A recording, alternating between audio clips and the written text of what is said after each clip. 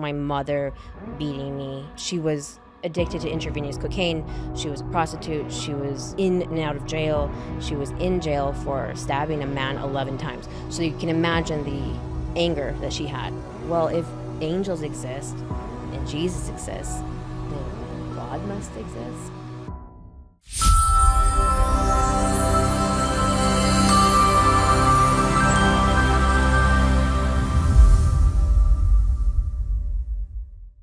Welcome to a new episode of Blue Zone's Wellness Podcast. Today is our first English episode with Destiny the Healer. How are you? I'm great. How are you? I'm glad to have you on my podcast.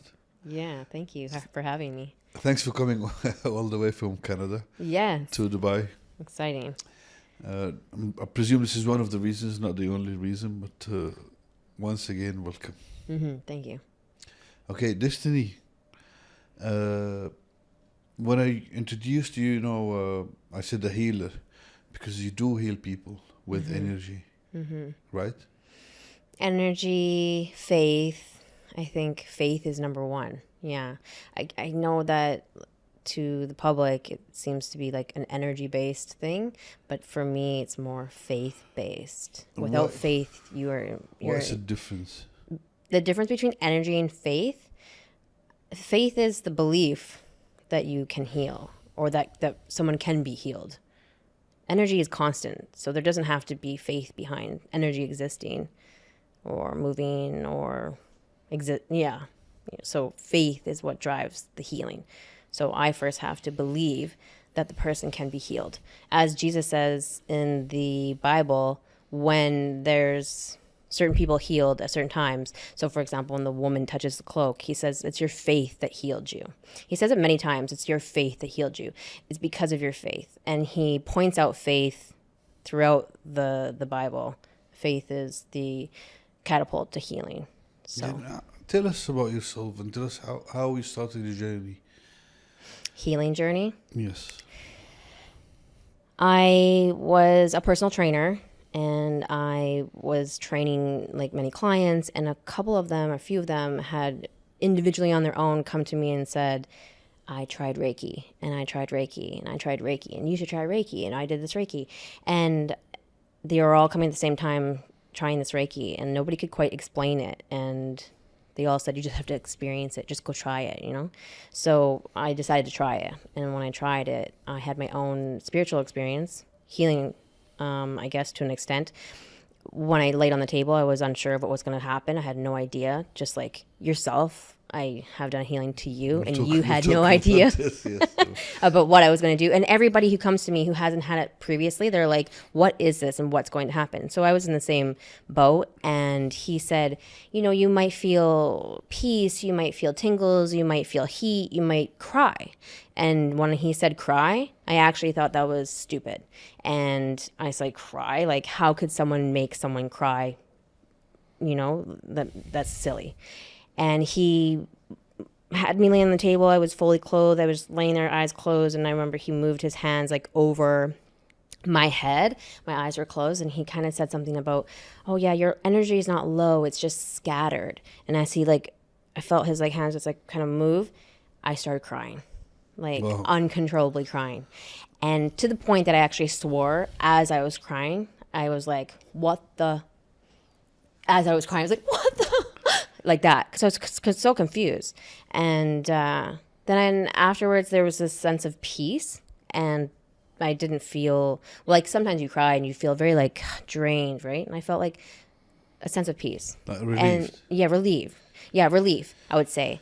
And he said, if you want to learn this, how to do this, I'm putting a course on this day. And I was thinking, yes, I want to learn magic. Because at the time, I actually wasn't really faith-based. I don't really think I was into or had any type of faith. I think I might have been even an atheist at that point in my life. Maybe a spiritualist. I'm not too sure exactly. And I ended up taking the course, Reiki course, Usai Reiki level 1. And in that course, I realized I was gifted. And I accessed and felt this energy. When the belief of Usai Reiki is that you can channel the universal loving energy through the crown of your head and out your hands and into the person and heal them. That's the whole gist of it. The whole belief is that. And so they're like, okay, you're going to open up the crown of your head, imagine this universal loving energy coming through your head, and it's going to come out your hands, and you're going to start healing people. That's it. And you make it sound so simple. that was it. Yeah, that's it. Really, that's it. They put on this like lengthy course, but it's so simple. And I have taught people, and I taught like that, and they've healed me that way. And then when they did that, they had us sitting in the class room, and they're like, you're gonna feel like a ball of energy in between your hands when you have this energy flow through. And I did feel the ball, but I felt it so large that I remember holding my hands out like this. Like it was like so strong, it was pushing my hands out like this. And we were sitting in a dark room, and candles were lit, and everybody's eyes were closed, and we were in a circle facing each other. And I opened my eyes to see anyone else was doing what I was doing, but everybody was like sitting like this. I'm like, that was a little odd, right? And then we were taught, like, okay, now we're gonna go with a stranger. You're gonna heal a stranger, and talk about it afterwards. So when I went to go touch people after this beginning of this class, I realized that people were in a bubble. Like I went to go touch people, but I felt like there was like a force field that was like stopping me from touching them. And in a sense, I thought that maybe I was feeling their aura, what people call their aura. I was like, I'm not really sure what's really going on. But I feel there's an energetic force field around people. So with this girl, I decided that I would fill up her bubble with love. In my head, I thought this. And then, so I'm just closing my eyes and touching her little bubble. And I was like, okay, I'm filling it up with love. I'm just thinking in my head. And then afterwards, we're going to talk about it. We're going to talk about what she experienced. And I thought she was going to say nothing. I thought she was going to be like, sorry, I didn't feel anything. But she literally looked at me and she said, I felt like I was in a bubble and you were filling it up with love. And I was like, whoa, like, this is so crazy. Like, every single time I was kind of like stepping into it, like I was faced with like, this is real. This is real. And then I had another experience, a healing of my own in the class where I cried again, but more intensely. If you would have witnessed it, you would have thought that I was being stabbed. Wow. I was like whipping my head, and I was screaming, I was crying, as three people, strangers in the class, were sending the universal loving energy into me. And what I felt was that in the moment, a lot of my childhood trauma kind of came up because I had mastered not crying in all of my years of abuse that I had went through. So, my mother beating me, and she was addicted to intravenous cocaine. She was a prostitute. She was in and out of jail. She was in jail for stabbing a man 11 times. So you can imagine the anger that she had that I experienced. So all this bad experience of yours have come out in form of tears. I think so, because I had mastered not crying. I never cried when I was young. Like, so all that stuff, I just never cried. Being a tough girl. Yeah, exactly. And all of a sudden, I just couldn't control it. And I cried in this session. And afterwards, I felt complete peace. Complete peace. Wow. Yeah. And so I felt that maybe it was released. But, I mean, who knows, really? I don't. So was that the first time you feel comfortable with yourself going through what you've been through? I can't say that was the first time I felt comfortable with what I've been through. Relieved, or but just the pain left the chest. The last time, the first time I remember really crying about what I went through was when I was adopted, and my adopted mother had placed me in, what's it called? When you're with a psychologist, like counseling. Yeah. And that lady made me talk about all the trauma that I went through over and over and over and over. She just wanted to talk about it until I cried. So I do remember like having some sort of release then. And then I remember after that, I couldn't control myself as much. Like, I couldn't like stop myself from crying as much. It was harder after she had done that in that session. Like, I was more sensitive to crying after that. I do remember that. Do you think adversity at the beginning of your life have played a role in your healing gift, or have shaped you in this way, or was it? Do you not think it's relevant? 100%. And I feel like I'm able to connect with people and have empathy towards people. There's so many different things about like passing judgment, that people... They do it for fun. They do it, yeah. It's just so easily done, like, and they pass judgment on me, and they don't understand that some of those things that they're passing judgment on is like, well, it's because my mom beat the shit out of me, right? That I'm like this, or it's because my mother was beating the shit out of me, not teaching me how to say thank you. So they're like, oh, she's not grateful. She never says thank you, but they don't understand like I was being abused. When you're normally teaching the child say thank you, they're, you know, I'm getting this. Right? Get what I mean? So I see these things as I'm healing and when interacting with people. And so I have more empathy and like more patience, I think, with people and where they're coming from, rather than like, oh, she's a... I want to swear, to be honest, she's a bitch. You know, I don't know. Yeah. So she's a bitch. It's not she's a bitch. She's like, she's damaged. She's hurting. She has trauma. She needs to be healed. That kind of thing, if that makes sense. So I see that. You see beyond the surface of attitude. Yeah, or like behavior. It comes from somewhere. It stems from somewhere. Most of us are unhealed children in a way. So you have the depth to see beyond the behavior. Exactly. The attitude, the nastiness to a degree. We're really just big children. We are. You know what I mean? Yeah. Absolutely. So like the child is learning to not, you know, hit the person in the face or not throw the toy down the stairs, right? These little simple things. But we as adults are learning, you know, how not to offend someone, or maybe how not to disrespect someone, or how to say thank you. Does that make sense? Like, we're always learning every single step of the way. It just evolves. Like, what are we learning about?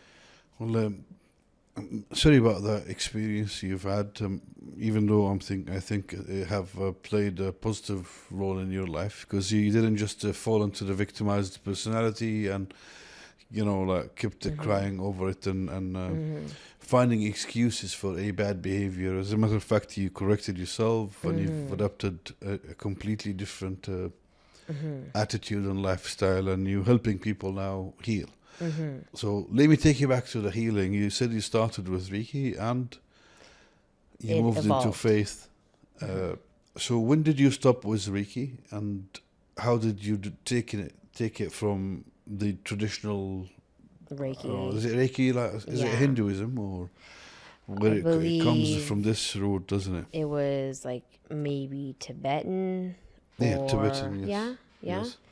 I'm not too sure exactly. It was just like a gradual change, and I remember it went into from universal loving energy to angels, and I actually had experiences with psychic mediums where I was obsessed with them, and I was going to this one, that one, this one, that one, and separate from each other. They didn't know each other. They were telling me that Jesus was with me, helping me. And I was like, I didn't know these people believed in Jesus. I thought like that was there and that was there, right? So I was kind of confused why I would go to this psychic medium. She would mention Jesus, and I would go to this psychic. And I remember telling even one of them, I said, I didn't know you guys believe that. Oh, of course we believe in Jesus. Like, we see Jesus, we experience Jesus, like with our gifts and everything like that. I was like, oh, okay. So that kind of was like opening me up, because I definitely was having real experiences with the psychic mediums.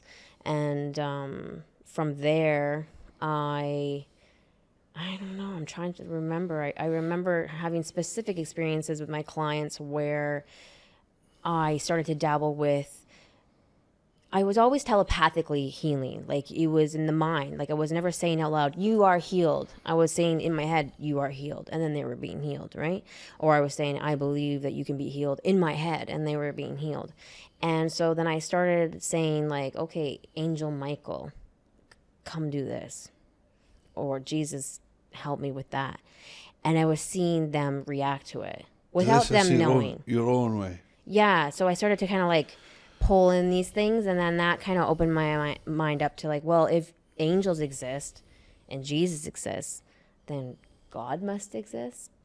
And that's when I kind of started diving into the Bible and the Quran and all that. And the more that I dove into scripture, the more I believed in God. Like, I believe in the God of Abraham, of Isaac, of Jacob, of Joseph. No. That's Amazing. We'll come to my experience in a second, but before we do this, I'll tell you what people say. You know, some people, big part of our world, in the Arab world, they say, okay, the people that use Reiki or any sort of energy healing, they get help from Satan himself, you know, like the shaitan. Yeah. From who I call the poopy man. Yeah.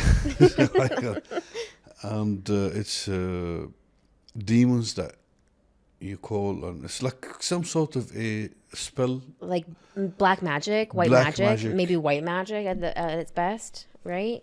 It's a magic. Yeah, magic. A magic means if you're not using, if it's not the energy of the Creator or Allah, yeah, or God, it must be from the opposite direction, and the opposite direction is often the demons. It's not, it's something nasty, and it's a placebo or it's temporarily, or it's just a spell that you know you put on people brains so they feel better for a few days and then they feel worse after, or you know. So there is that, and I just want to see it from your perspective. Well, I would say, yeah, that's definitely possible. And maybe even when I first started, I was dabbling in that, unbeknownst to me. But now it's God of Abraham all the way, right? So like my heart, as God says, he knows our heart. Like in the Quran and in the Bible, they say you can try to hide what's in your heart, but it can't be done. God knows, Allah knows, Creator knows what's in your heart. My heart is that I am believing in the one and only Creator. So I'm not talking about just you. We will definitely come to you, but what this sort of science, if you can call it, is it science? Can you call it science? Has the repetition or some doubts that, you know, using those sort of entities, not the God of Abraham, not Jesus. Okay. So are we talking about other people and what they're doing? Just about the science or the movement or initiative. I don't know what to call it, to be honest. You can correct me, you know, and give me the right meanings to it. Okay, what I think you're maybe trying to talk about is the fact that I see people of all different faiths, okay? Whether they're atheists, Christians, and... Then first of all, I'm going to be direct. Okay. Do you use any sort of entities that come to help you with the healing? I would say the only entities maybe would be like angels. Angels. And Jesus. Yeah, angels and Jesus. They definitely come. And 100%. They process the healing with you? Yeah, the angels, and yeah, I can tell you about experiences of angels being present with me for sure, 100%. Yeah. So those angels are real angels. They are not demons. Angel Michael, Angel Gabriel, they're real. Yeah. Okay. You elaborate on it? The first time I remember that I had confirmation that they were existing within my practice was because I was always just working, like I said, telepathically. So at this point in my career, I was wanting to experience my healing with a friend of mine who I'd made my friend. I'd met her again. She was a psychic medium, yes. She had a gift. She could see the spiritual world. She could see your energy. She could see your aura. She could see everything in the spiritual realm. And she witnessed one of my sessions. I was like, I want you to witness my session. I want you to tell me what you see. And so again, I'm working telepathically, and she doesn't know what I'm saying, but I'm just in my mind working on this client. And right before I start, I say, like, I'm going to surround myself with white light and protect myself before I start the session in my head. Okay. She's just watching me. I'm not saying anything out loud. And as I say that in my head, she says, "Oh, you're just like surrounded with so much white light suddenly." And I was like, okay, that's really cool. I always was doing it, and I had faith it was happening, but I didn't know 100% if it was really happening. There's no 100% so confirmation. it was more confirmation, right? And then from there, I called in Angel Michael and Angel Gabriel, maybe Angel Raphael. I can't remember exactly, but for sure 2 angels in my head, again, telepathically. I'm like, come in and help me heal. And she says, "Oh, 2 angels just entered the room." Wow. Again, I haven't mentioned anything. She's never seen my practice. She has no idea. And no one even knows this. This is nothing I had ever shared with anyone. It was something I was always just doing in my head. And so I was like, oh, that's so cool. And, when I was doing the session, she was saying like, oh, like I see like you're taking out like all this dark, dirty energy, like what I would consider to be dirty, out of the person. And in your hands, like I see like all the prettiest colors flowing out of you and kind of almost like replacing that dirty, dark energy, like when I'm healing the client. So again, she could see to you watching me, I'm just doing this, but for her, she was like, that's what I see, right? And at the end of my sessions, all my sessions, I do this thing. I make a shape with my thumbs and a heart, and I touch them, and in my head I say like, this healing is complete with the love of the Most High God. And it's like in my head, it's done. So I did it, and she says, oh, you disconnected. Like I see, like you just completed the session. You disconnected, right? So that's one moment where I had the angels present. I was healing this one girl, and she was gifted again. And every time I was pulling off her hand, because I pull off my client's hand often, trying to pull out like all this like unclean energy, and I was pulling off her hand, and she said, every time you pull off my hand, again, she doesn't know what I'm doing. I never told her like this is what I'm doing. I'm just talking telepathically, silently. She said, every time you pull off my hand, I see this black little worm whispering here by my ear saying, I know what you're trying to do. And I was like, oh, okay. I was like, well, do you want me to remove it? And she said, no. I said, okay. So I left it, and like, I'm kind of was new to it, honestly. Like at this point in my career, I was a little bit more new. What she was experiencing, it wasn't like the norm for me. And I went home and I kind of was researching it, and it was saying that entities, okay, and dark entities, because her problem was back pain. She had really bad back pain. It was like detrimental. It was like causing her to not be able to work, not be able to take care of her child. And so that's what I was seeing her for. And so it was saying that these dark entities can sometimes manifest and look like worms, snakes, spiders, bats, creepy things like that. So it literally said worm, and usually they're dark. So she said black worm. So I'm like, that matches. And when you're trying to heal them, they will find ways to play with energy and find ways that they can't make it to you to get healed. So it will play around with like their car, like their car won't work, the electrical part of their car won't work, or something will happen, like stop them to come to see you through electricity and energies, right, to stop them from getting healed. And so on her second session, she literally said to me, my car won't work for some reason. After I had already read this, right? So I'm thinking like, this is what it is. And then she says, my car won't work. I can't come to you. I said, don't worry. I'll pack up my table and I'll come to you. And so I did. I came to her, and then I was like, this is getting removed. I don't care that she said no, right? I kind of felt like that worm was talking to her and telling her, don't like take me out. So I was like, this is being removed now. And again, I'm just working telepathically. I'm just like, praying, asking God to heal her, asking the angels to help. And I put my hands on her, and she says at the end, she said that she saw an angel step into me, like over me, and place his hands like on my hands and say to her, you will now be healed. Okay. And direct. Her pain left. Wow. And her pain left. Yeah. Wow. So amazing. It's kind of scary to some people, but I've tried it myself, and I was like, wow, what's happening? Like when you were performing the healing on me, I didn't see anything because my eyes were closed, and I wanted to take this experience to understand it, and also to see if it would work on me. And I had really strong shoulder pain, this one here, and I kind of seen like 50% of it gone away. Yeah. And and the day after I felt very, very light. Very light, very happy, like everything was cool. And I would say my case was not necessarily a complicated case. what was the most complicated case you've dealt with, and what you've achieved with that case? Well, that, in a sense, that case was complicated. I can't say if that was the most complicated. I'm trying to think. It varies on like how you perceive complicated. For that one, you know, I had to follow up first. You know, she rejected the healing.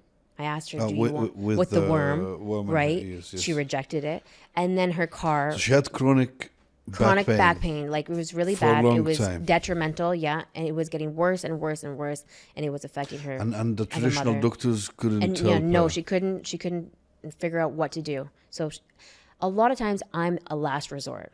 When people are at their wits' end and the doctors can't help them and the chiropractor can't help them and the massage therapist can't help them, right? And they're like, what to do? And then maybe someone tells them, well, there's this girl, or they're searching, and then it comes up like, they see all the testimonials, they see all the reviews, and then they end up with me and say, yeah, why not, right? You already tried everything else. So for hers, I say hers was complicated. And even it actually went beyond that. After her back was healed, I had a friend check on her to see if it was really healed, and a spiritual gifted friend, and the friend was like, yeah, checking on her, looking at her and saying, yeah, I don't see it. And that girl said to me, no, it's for sure gone. I know, because I tried to get it to come back and it wouldn't. And I was like, what? Like, what do you mean? You do this, yeah. Right? You try to get this little black worm to come back. Why would you do that? And she said, I was lonely. She had built a relationship with it. That's what she had said. She felt lonely and she wanted to come back. I guess in a sense it reminds me of almost addiction, right? Like a toxic relationship of some sort. Whether it be with this entity. Like very, very toxic. Yeah. So that was interesting. But I would say that probably one of the more difficult ones that's coming to my mind is like a client that I had to do many sessions with. I think probably 10 sessions, which he had erectile dysfunction. Wow. And I would say, honestly, erectile dysfunction is probably one of the hardest things for me to help with. I found that I've had success with it, but I've had some not so much success with it. So some clients, I have great success. They're fixed. But then others, I'm like, I can't figure it out. So I would say that's probably one of my most difficult clients is erectile dysfunction. Oh, this guy with 10 sessions, have you healed him at the end? Mm-hmm. Yeah. And is he fine now? Does it not come back to him? Yeah, so he was in his mid 30s and he didn't work at all. Didn't work at all. Nothing. Never, ever. There was no working. And so the traditional solution for this, so the medical solution, is the operation. Operation! I didn't even know there was operation. He didn't mention operation. He had went to doctors. He had taken medication. He had done everything that he knew what to do. The last stage will be the operation where they. Where is there? What type of operation is there? I know the name in Arabic. I don't know the name in English, but it's like a tube that they insert inside. Okay. The area. Okay. And they can pump it from manually. It's hydraulic. Tube. So every time they wanted to use it, they had to manually pump erection, it. Yes, and then they will empty the air after. I wouldn't consider that success.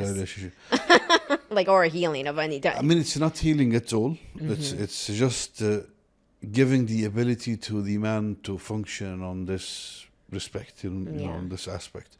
Yeah. So it just gives them a mean to do the job if they're married or whatever. Mm-hmm. But there's it's not healing. They'll actually empty it from the inside and just they'll keep the nerves for the feelings and everything. Yeah. But this is the when it's completely gone.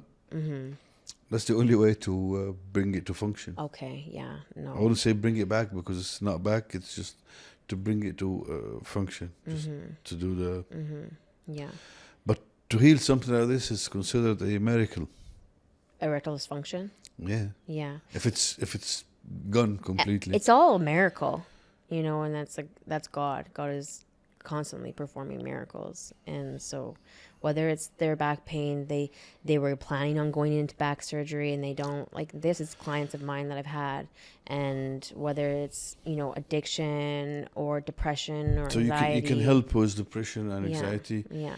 And it's not always 100%, like, no matter what. It's varied. It's like this client, it's just like 70% of clients have success. Stories. 70 to 75%, I would say, have success. That's a very good rate. It's Yeah, a very it is. considering you don't open or cut bodies or stitch anything. Yeah, and I don't give side effects in the sense of like No if you take Medicine. birth control or not birth control. Sorry, if you take any type of medication, it always comes with side effects. Yes. So when I do consultations with my clients, even clients that are on certain medications for other things, they'll mention they have erectile dysfunction, and I look through their medications and I'm like, did you know this one and this one, both their side effects are erectile dysfunction? And you're here, you know what I mean? But you're taking these medications for other problems, and now you have this other problem, which is even probably worse than your previous problem. So I would say, yeah. Let's talk about more serious problems. I know, like what you've mentioned, whether it's a chronic back pain, it is serious, but it wouldn't kill somebody. Like, you know, if the back is hurting or if they cannot function in their marriage, they can live with that for long. Have you dealt with any more serious disease? Like the one that comes to mind is cancer.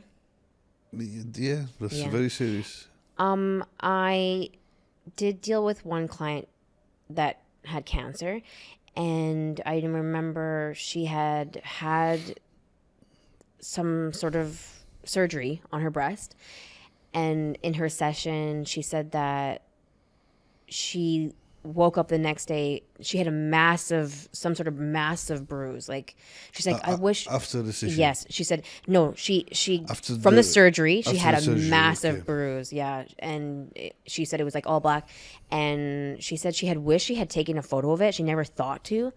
She just came to see me for the session because she was so stressed out, and the bruise completely went away. And then her sister was a nurse, and her sister had witnessed it, had seen the bruise, had looked at her breast.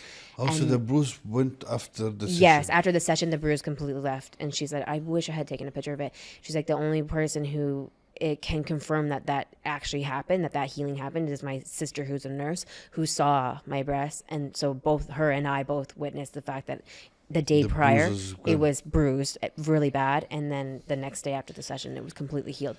But as for her cancer, I felt like it was more mental and emotional, and she needed like work on a lot of forgiveness, to be honest, and she wasn't ready and prepared for that. So I didn't feel like I could help her to that extent. I haven't had anyone else come to me for something so profound like cancer, so I can't say. I've never had someone come to me and say, let's work on it. Let's really work on it. None yet. Right? Only she came to me for a few sessions, but I just, for some reason, felt like I couldn't get her to like get into a place mentally and emotionally where she could have like profound healing. You believe cancer is related to emotions? I believe most everything is emotions. Emotions, yeah. I see the body as in the sense of like a car. If you're driving your car and the lights come on and say like, this is the problem, you have a problem here, you have a problem here, like the body is like that, saying like, you have a problem with like anger here, you have a problem with unforgiveness here, you have a problem with resentment, you have a problem with insecurity, you have a problem with fear, and then the body like manifests that. Or like you want to say the demons come and they're attracted to that, and then they cause the problems. I think it's a lot to do with it. Not always, but a lot. Not always, but a lot. And do you think certain emotions will attack different parts of the body? Or? Yes. So in my sessions, I see unforgiveness sits a lot in the glute, in the right glute. And it's weird because you hear that term of like, they're a pain in my ass. And literally unforgiveness is in the right glute a lot. Yeah. So for example, when I'm working on a client, they're laying on their stomach, I will do pressure points in their glute. And I will ask them on a scale of 1 to 10, like, how bad is this pain when I'm pushing? And they'll say, let's say 7. And then I will bring them through a forgiveness regimen. and then I'll push again, and that pain's gone. And that is very common. Anything else that you've witnessed as emotions or feelings? Repentance sits in the base of the skull here. So if you're guilty of something or you haven't repented of something, often you'll feel pain here. Right. And so I usually take my clients through repentance of some sort when they're dealing with issues there. Any other secrets you want to share with us? That's it. That's all. I'm not going to tell them all. Okay, where do you think you can like really, really help people? So if you were to say I'm a specialist in those areas, what would those areas be? Where am I a specialist in? So I know you deal with a lot of stress, Yeah. which is very, very common. A lot of depression. Yeah. Which is also very common nowadays, unfortunately. I would say like my specialty is body pain for sure. Like Body pain. Body pain, yeah. If you have something wrong with your shoulder or something wrong in your hand or anything in your body that's in pain, that's my specialty. So just make the pain go away. Yeah, I would say I'm probably most confident about I can help you with that. If somebody has pain, no need for painkillers. How about athletes and improving performance? I have seen that with I've seen performance. I know a girl that she was a runner. She couldn't break her what's it called? Like when she's running and she just can't get faster than the whatever they call that. She couldn't do it. After her session, she did it the next day. She was like, I feel so great, and then this happened, and that has to be associated with that. She's been trying to break that record, and I just couldn't do it. I had a tennis player, I believe he was a tennis player, and his friends thought that he had been practicing all weekend, which he hadn't set foot in the court. And he's like, no, I just had this session. I just feel so great, like this healing session from me. And so he said, I think it's from that. Like I just feel so on my A game. And I've had a poker player who was just not doing well. And that it's not about like luck per se. It's more his skill and his mind. And then after his session, he was like, I'm so sharp. I'm so great. And he was honestly winning. I've had hockey players mention that they played the best that they've ever played. And who else have I had that has said their performance improved? That's all I can think of right now off the top of my head, but yeah. So now if you were to offer services in the Middle East, what would that be?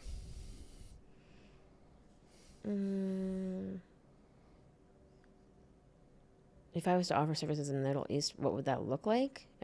Yeah. What would a client go through? Or how would they receive healing from me? Is that what you're asking?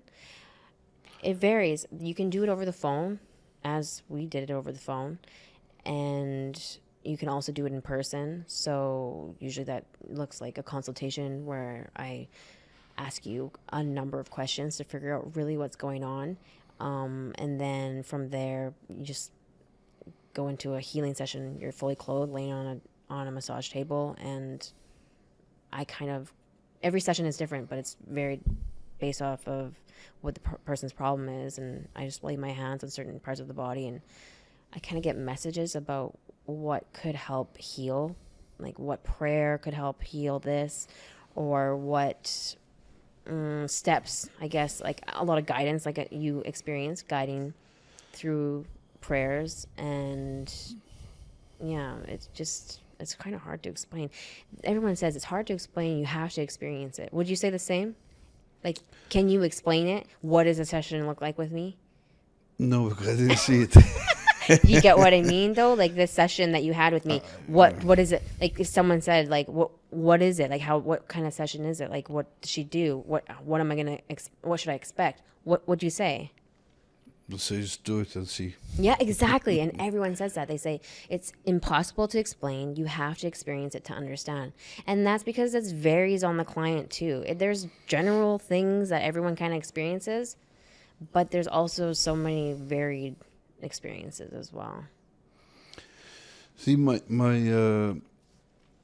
some of the questions I've received or came to my mind when I was preparing for this, or some concerns I've answered people say, I need to answer to people that say, okay, now we will do this, but what if it fires back?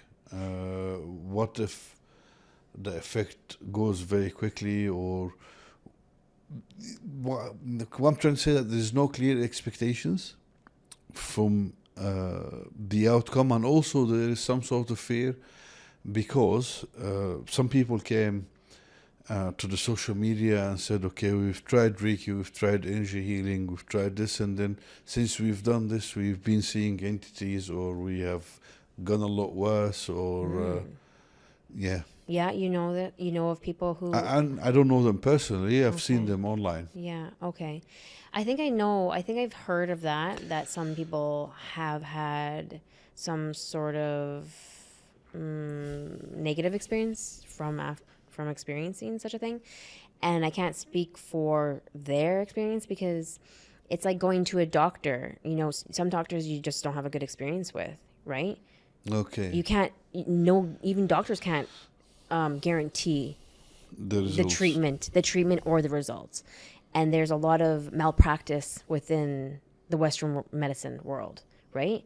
Whether that's chiropractor, massage therapy, your family doctor, your gynecologist. Like there's a lot of malpractice. There's a lot of malpractice. You could and from pharmaceuticals, right? So I think in life in general, you can get in your car and get on the road, and you might get in an accident. So, but God is guiding that all at all times. So for myself, I'd say I pray to God that that's not going to happen to any of my clients, but there's always a risk involved with everything. So what I understood is that they went to a bad healer. That could have happened, yeah. Mm-hmm. Like sometimes you go to the doctors and they Exactly. give you the wrong medicine. Bad doctor. And that medicine could have a negative impact in your health. You go to the chiropractor, you can end up a paraplegic. They could paralyze you. Yeah.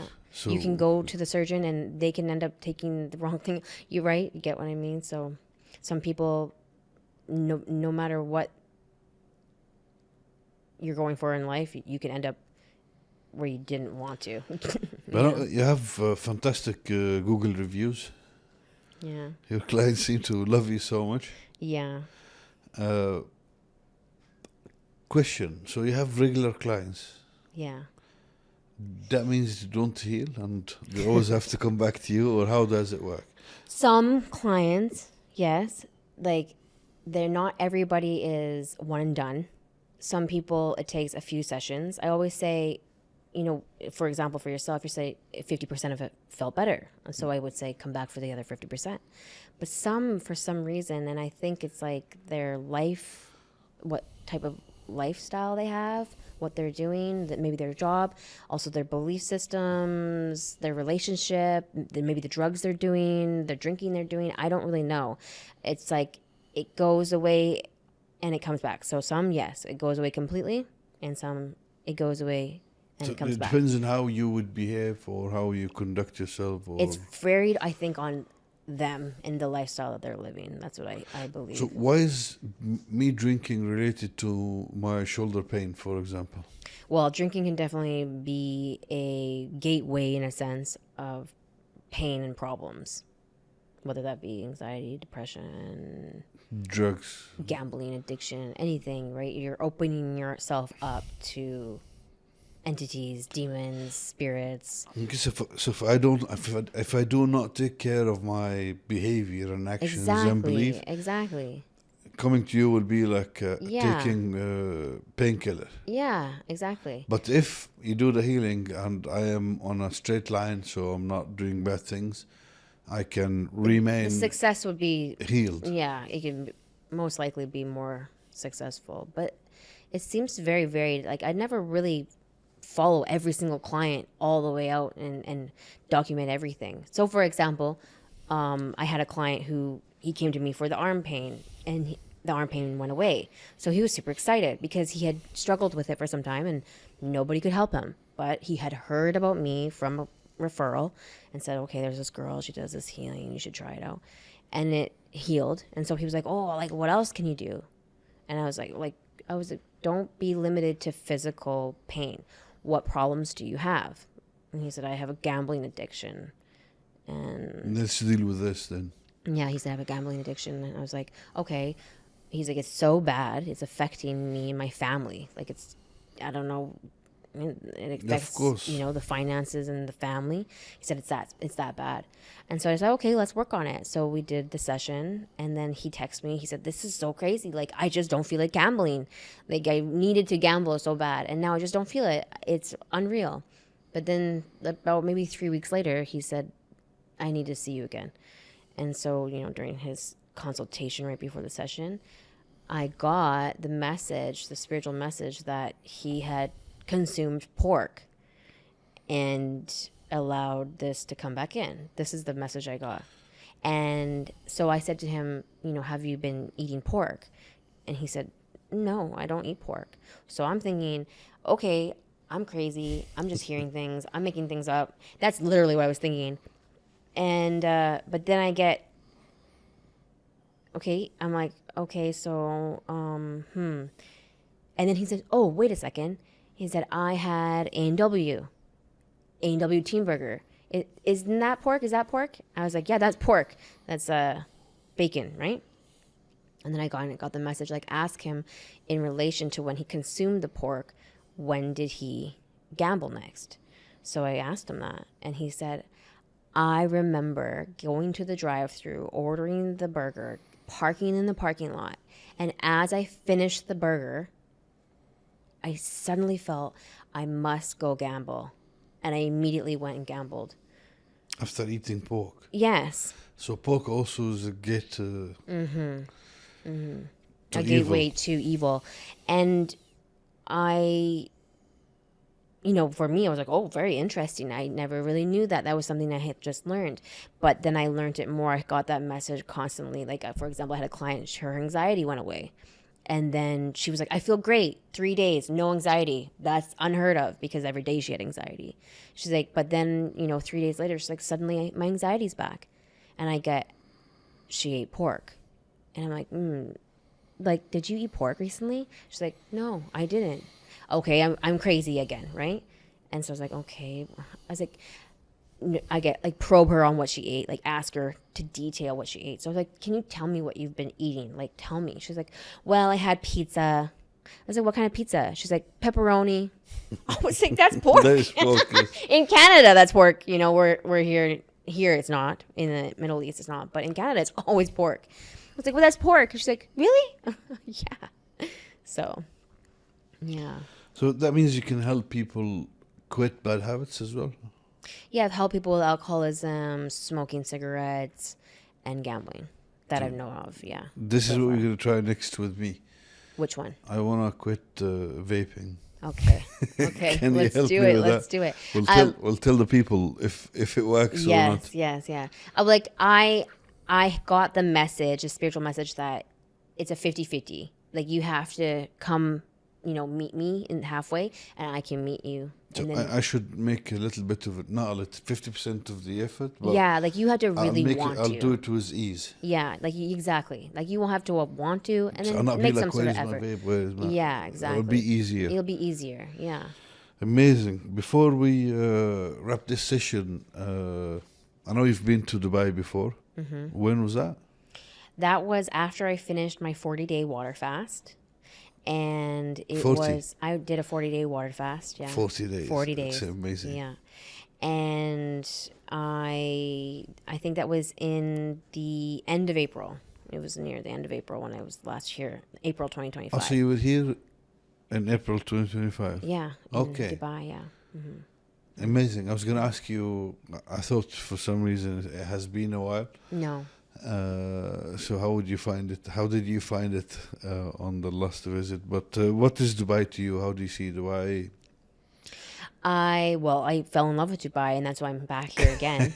Okay. And I I don't know if I'm biased because I went from a 40-day water fast and then started eating in Dubai. Yeah. So I was like maybe like very ecstatic about the fact that I was eating in Dubai, and then I attached that to that. But I love architecture. I love design, and Dubai is one of the best for architecture and design. So for me, like, it's just eye candy constantly. Also, I can feel the buzz, the energy. Where I live now in Canada, there was this huge, it's actually the second largest oil reserve in the world, Fort McMurray. And when I first moved there, I could feel that energy of this lively energy, like I should come here because there's just so much potential here and growth can happen here, which did for me. But I feel that has kind of died down back in Fort McMurray, and it's here. I feel that here in Dubai. So I really like that. The fact So that... you're considering living in Dubai? Yeah, for the winter. For the winter. For the winter only, yeah. Absolutely. Yeah. You know, I wish we've had more time to talk about the water fast. Because 40 days, no food whatsoever. No food. Just water. Just water up until I think on the 20th day I started consuming fresh coconut water, like one a day. And then when I traveled into Saudi Arabia, they didn't have coconuts anymore because I was in Indonesia for most of it. Okay. I had to get like organic, just coconut water. And so I had like an organic coconut water every day besides that for just like some electrolytes and stuff like that. But otherwise, no, did not consume any type of food. And how did that, how did you feel after? Like, did it have a really good impact on your health? Well, I know that science says it was like it helping me, but I can't say that there was anything where I like had some sort of health problem and it healed because I wasn't really sick when I Is the autophagy? I lost a lot of weight. I lost like I think 25 pounds, which is a lot for me. I was and also your sick. body eats all the bad cells. Yeah. So viruses. supposedly I was healing, but I can't say for certain. It was more so spiritual for me. I wanted to grow closer to God. I wanted to sacrifice food, and I did want to access like a stronger healing gift. Absolutely. Yeah. The less you consume, the more you're able to deliver. Yeah. Were you medically supervised? No. Just did it. Just and a lot of people. A lot of people were warning me about this and warning me about that, and I just went for it and I just prayed, and that's impressive. I wish you could do it one day. Not even 40. I'll be happy with 7 days. Yeah, because you achieve fantastic results after 7. Yeah. Well, thank you for coming to my podcast. Thank you for having me. It's great having you. And hopefully we can do it again. Absolutely. Okay. Absolutely. We must do it again. Okay. Okay. Thank you. Yeah.